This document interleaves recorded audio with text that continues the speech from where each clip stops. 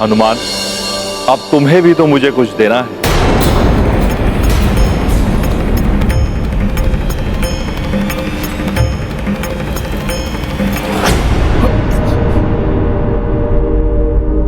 भोले बाबा,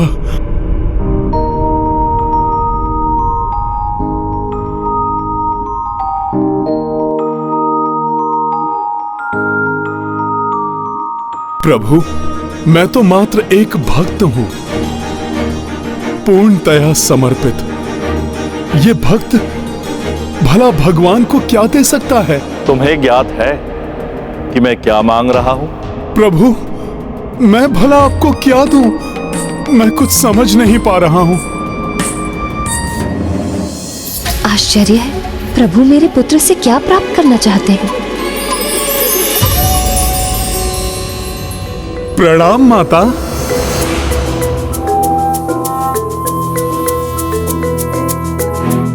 माता, अब आप ही बताइए। मैं प्रभु श्री राम का एक तुच्छ सेवक, मात्र एक अंग वस्त्र है मेरे पास। माता, जबकि प्रभु भोले बाबा तो समस्त संसार के स्वामी हैं, मैं भला भोले बाबा को क्या दे सकता हूँ? हनुमान, भोले बाबा तुमसे अपना त्रिशूल मांग रहे हैं, जो तुम्हारे शरीर में समा गया था। ओ हाँ, मुझे क्षमा करें भोले बाबा, मैं तो आपका आशय समझ ही नहीं पाया। त्रिशूल तो आपका है, आपके हाथ में ही इसकी शोभा है प्रभु।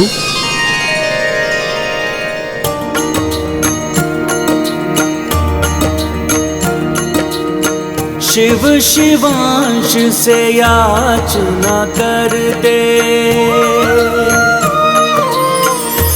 दो कपि त्रिशूल जो निगले। हनुमत तब त्रिशूल लौटाई, शिव उमा पुलकित हर साई।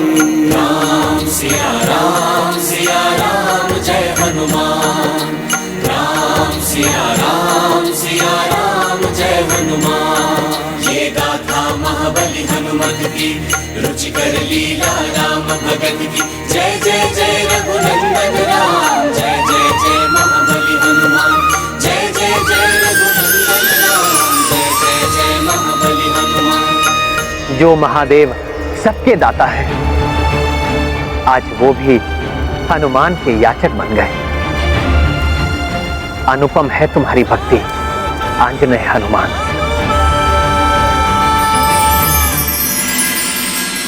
माता,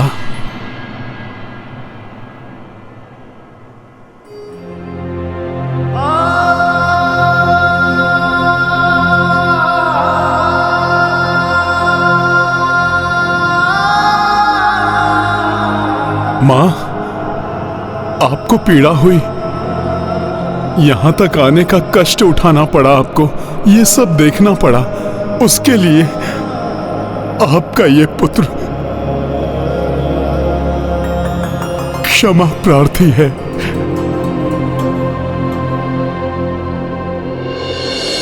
पुत्र, माँ का सबसे बड़ा सुख होता है उसकी संतान का सानिध्य, और उसे प्राप्त करने के लिए वो सभी कष्ट सहन कर लेती है। किंतु माता, अभी तो इस अश्वमेध यज्ञ की यात्रा में और भी न जाने कितने संकटों का सामना करना पड़ सकता है मुझे। किंतु अब आप तनिक भी चिंता मत कीजिएगा माता। आपने स्वयं देख लिया है ना माता कि किस प्रकार प्रभु श्री राम एवं आपके आशीर्वाद से इतनी बड़ी अनहोनी टल गई। माँ का हृदय कोमल होता है पुत्र। पुत्र चाहे कितना भी शक्तिशाली हो, बलशाली हो, किंतु अपने लाल को संकट में दे, माँ का हृदय चिंतित हो ही जाता है पुत्र।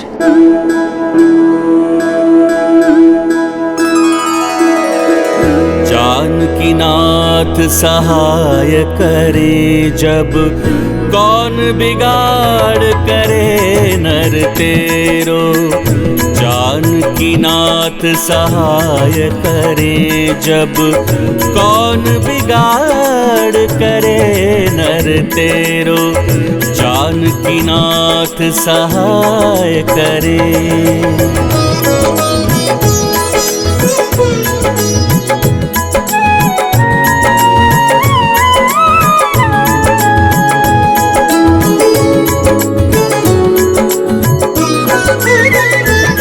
सूरज मंगल सोम भृगु सुत, बुध और गुरु वरदायक तेरो।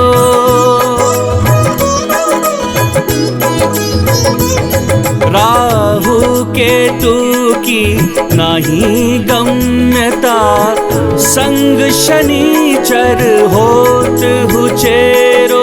संग शनिचर होत हुचेरो। श्री जानकी नाथ सहाय करे जब, कौन बिगाड़ करे नर तेरो। जानकी नाथ सहाय करे।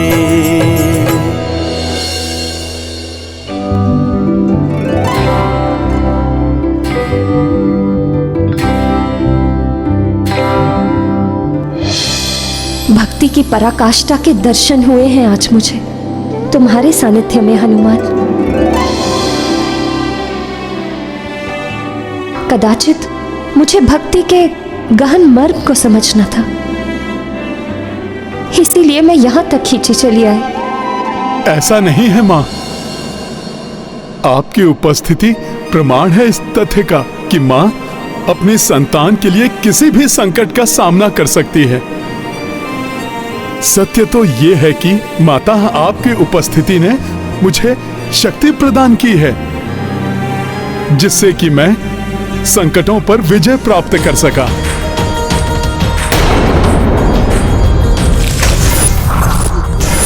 देखिएगा माता, आपके आशीर्वाद से मैं पुष्कर एवं शत्रुघ्न भैया राम काज में अवश्य सफल होंगे। हनुमान, तुम्हारा सेवा भाव, तुम्हारी भक्ति अद्वितीय है। जब तक ये संसार रहेगा तुम्हारी भक्ति यूं ही बनी रहे।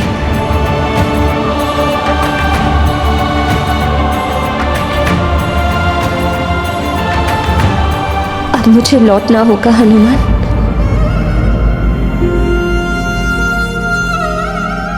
तुम्हारे पिताश्री को सब बताऊंगी मैं, वो भी अपने पुत्र के पराक्रम पर गर्व करेंगे।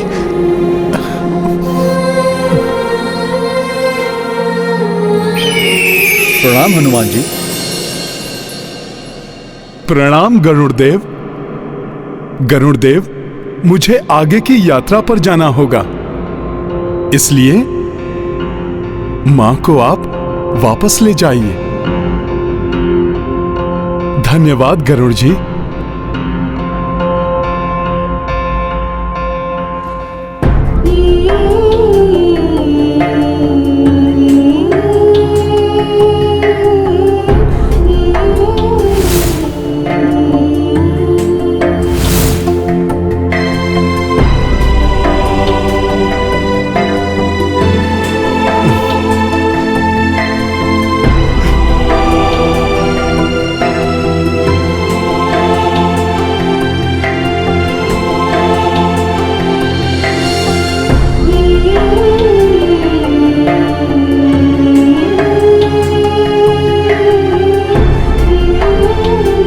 माता,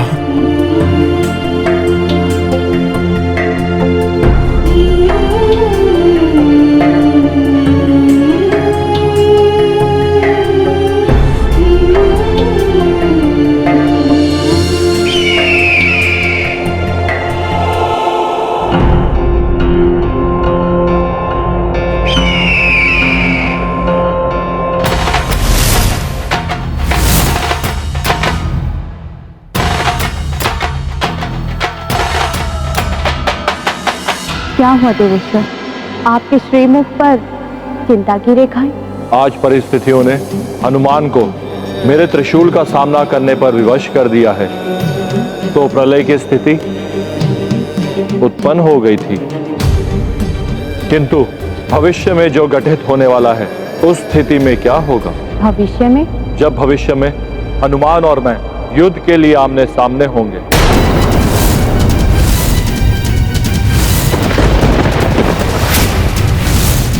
आपका और हनुमान का युद्ध, ये कैसे संभव है? होनी है ये देवी।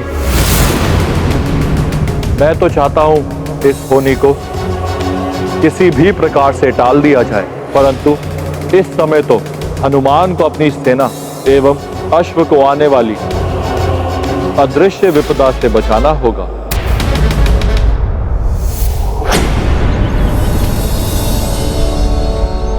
आगे हमारे मार्ग में अहिछत्र नाम का राज्य आने वाला है। वहां के राजा सुमद महान शिव भक्त हैं।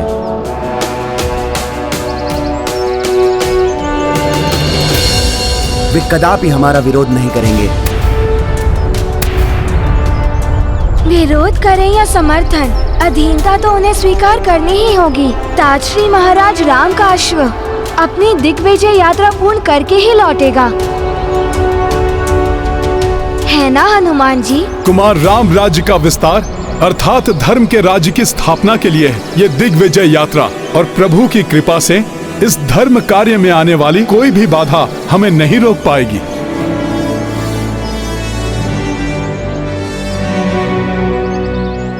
वानर, अब तक तुम्हारे ही कारण ये सब विजय प्राप्त करते रहे, किंतु इस बार तुम्हारा पराक्रम धरा का धरा रह जाएगा, क्योंकि इस बार चाल ही ऐसी चली है मैंने। आगे काल का द्वार प्रतीक्षा कर रहा है तुम सबकी। पाप का विस्तार हो, अधर्म की जय हो। किसी भी बड़े धर्म कार्य में आसुरी शक्ति बाधक अवश्य बनती है देवेश्वर। यहाँ तक कि अनेक बार देवता भी मात्र मूक दर्शक बनकर देखने के अतिरिक्त कुछ नहीं कर पाते। देवी, विधि के विधान में कोई भी हस्तक्षेप नहीं कर सकता, क्योंकि होनी होकर ही रहती है।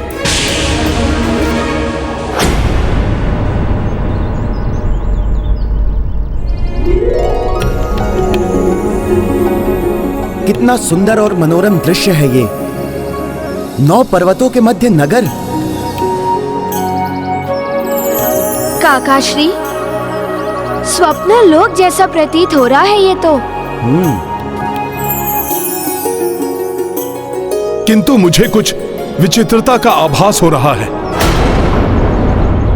शत्रुघ्न भैया, इन पर्वतों की शांति मुझे संदेहास्पद प्रतीत हो रही है। इसलिए नगर की ओर बढ़ते समय हमें पूर्ण रूप से सतर्क रहना होगा।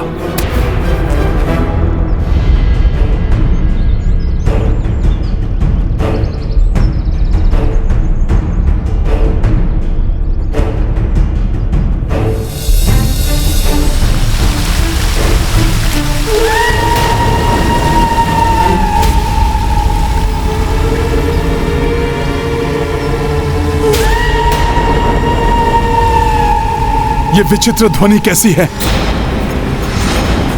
सावधान हो जाओ सब। जी।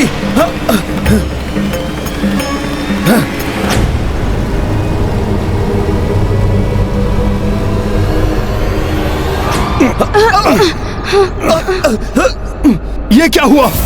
हम तो वहीं आ गए जहां पर हम थे। ऐसा प्रतीत हो रहा है जैसे कोई हमें अहिछत्र राज्य की सीमा में प्रवेश करने से रोक रहा है। किंतु हमें राज्य की सीमा में प्रवेश तो करना ही होगा। चलिए पुनः आगे बढ़िए सब। हमें शीघ्र ही राजा से मिलना चाहिए।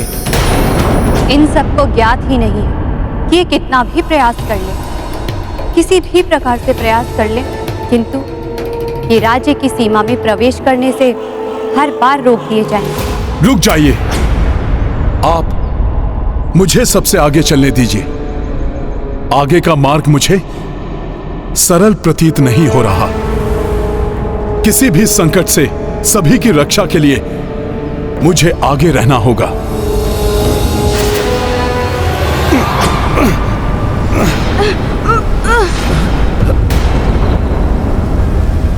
तो धरती का यह द्विरंगी चिन्ह ही इस अहिछत्र राज्य की सीमा दर्शा रहा है। देखता हूं यह किस प्रकार का अवरोध है।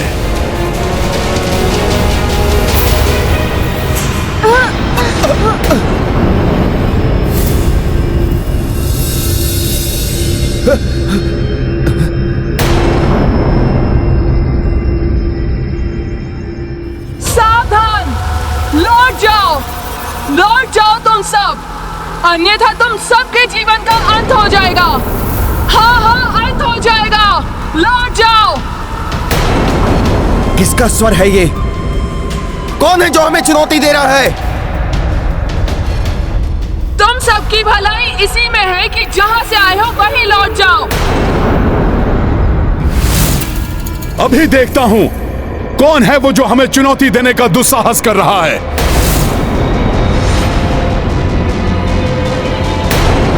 आसपास तो कोई भी नहीं दिखाई दे रहा है मुझे। तुम सब भी आसपास नहीं दिखाई दोगे। यदि तुम सबने हमारा कहना नहीं माना तो उचित यही होगा कि लौट जाओ यहाँ से। हम यहाँ लौटने के लिए नहीं, अपितु धर्म कार्य हेतु यहाँ पर आए हैं। उसे पूर्ण किए बिना हम यहाँ से नहीं जाएंगे।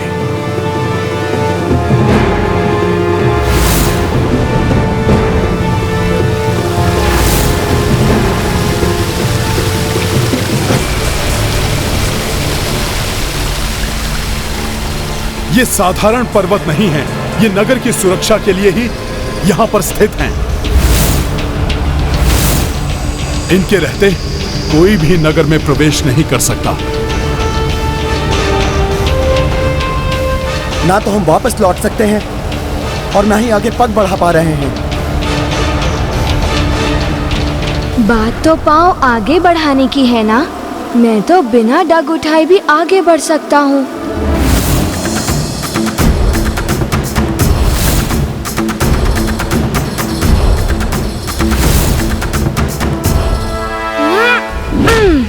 पुत्र पुष्कल! पुष्कल!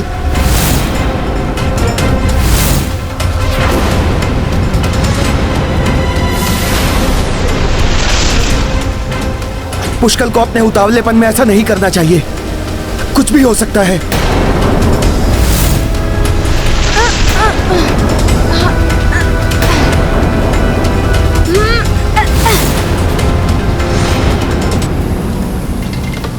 आश्चर्य है, इसे तो कुछ नहीं हुआ। इसका अर्थ तो यह है कि धरती पर पांव रखे बिना आगे बढ़ा जा सकता है।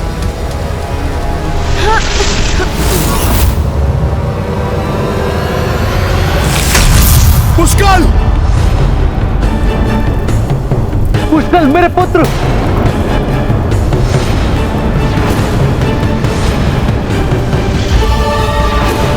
पुष्कल कहीं आहत ना हुआ।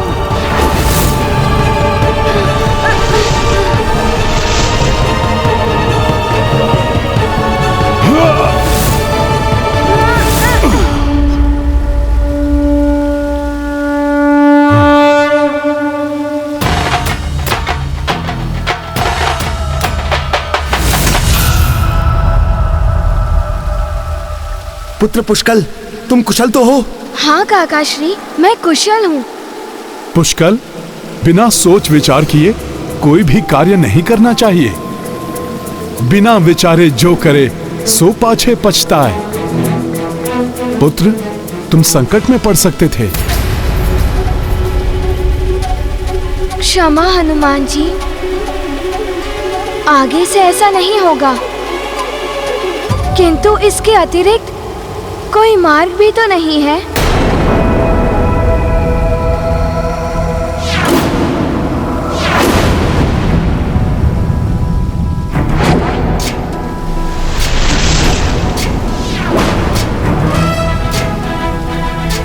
जय श्री राम।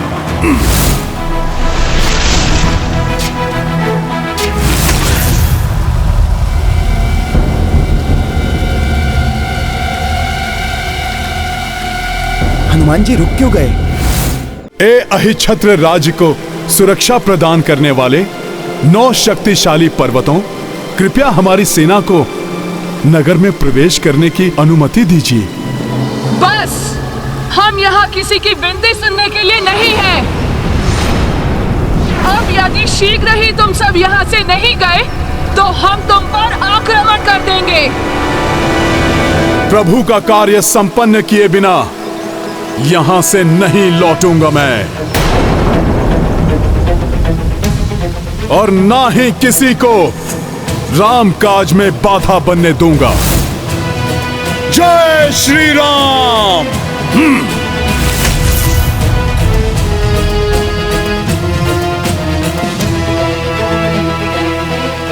और जो बाधा बनेगा उसे जड़ से ही उखाड़ कर फेंक दूंगा मैं।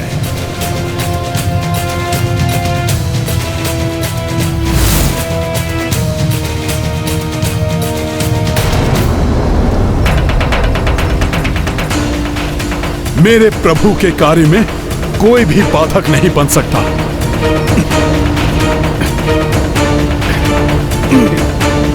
ये क्या कर रहे हैं हनुमान जी?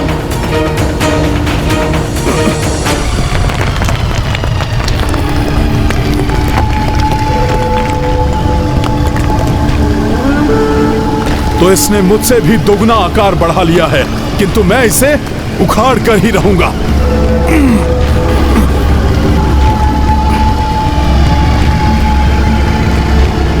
संभलिए हनुमान जी।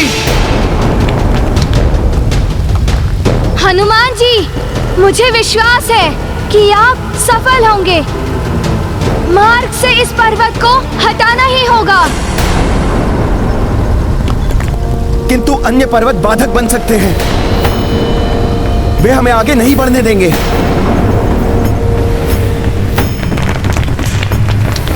ये पर्वत तो आक्रमण करने के लिए तत्पर हो रहा है। अपने अस्त्र संभालो पुष्कल।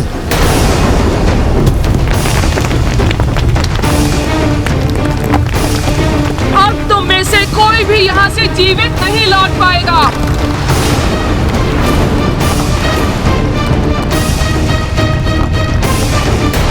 अति आत्मविश्वास सफलता में बाधक बन सकता है, इसलिए व्यक्ति को सोच विचार कर कदम उठाना चाहिए।